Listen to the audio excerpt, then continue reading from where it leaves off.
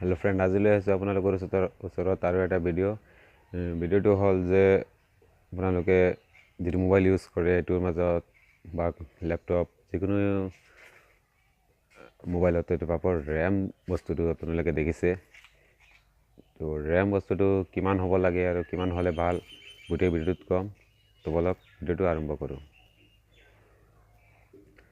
প্ৰথমে যে RAM বস্তুটো হ'ল যে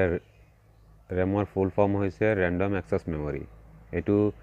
কেনেকৈ কাম কৰে আৰু কিয় মোবাইলত হ'ব লাগে এটো হ'ল কাৰণ এটো ধৰিলো এখন অফিসত আপুনি গৈ আছে আৰু ইয়াৰ অফিসত আলমাৰি আছে আলমাৰিৰ পৰা ফাইলটো আনি এখন টেবুলত ৰাখিছে সেই টেবুলৰ পৰা লৈ তাৰ পিছত এটো কাম কৰিব ধৰিলো আৰু ফাইল কেখন টেবুলৰ পৰা আনিছে আলমাৰিৰ পৰা আনিছে আনি টেবুলৰ ওপৰত ৰাখিছে যদি টেবুলটো যদি ডাঙৰ হয় তেনে হলে কেইটামান ফাইল ৰাখিব পাৰিব একেলগে আৰু ইয়াৰ পৰা লৈ আপুনি কাম কৰিব পাৰিব কিন্তু টেবুলটো যদি সৰু হয় তেনে হলে সেইভাবে ধৰিলোৱা আপোনাৰ আলমাৰিটো হ'ল এটা মোবাইল আৰু টেবুলটো হ'ল আপোনাৰ RAM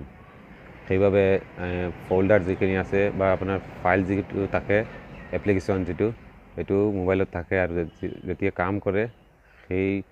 ফাইলখিনি RAMত আহি যায় আৰু RAMতে মানে কাম কৰে মানে যেখিনি RAM যদি ডাঙৰ হয় তেনে হলে কেইটামান ফোল্ডাৰ একেলগে ৰাখিব লাগিব আৰু যদি সৰু হয় তেনে হলে মানে কম হয় যদি তেনে হলে বেছি RAM ফোল্ডাৰ ইউজ কৰিব নোৱাৰিব আজিকালি মোবাইলত এটো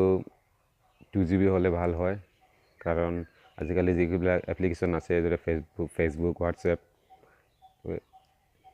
এইবিলাকে বহুত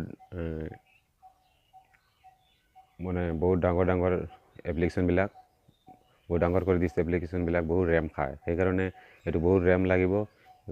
আৰু আপোনাৰ মোবাইলত মিনিমাম 2GB RAM হ'ব লাগিব তো নিশ্চয় বুজি পাইছে RAM কি বস্তু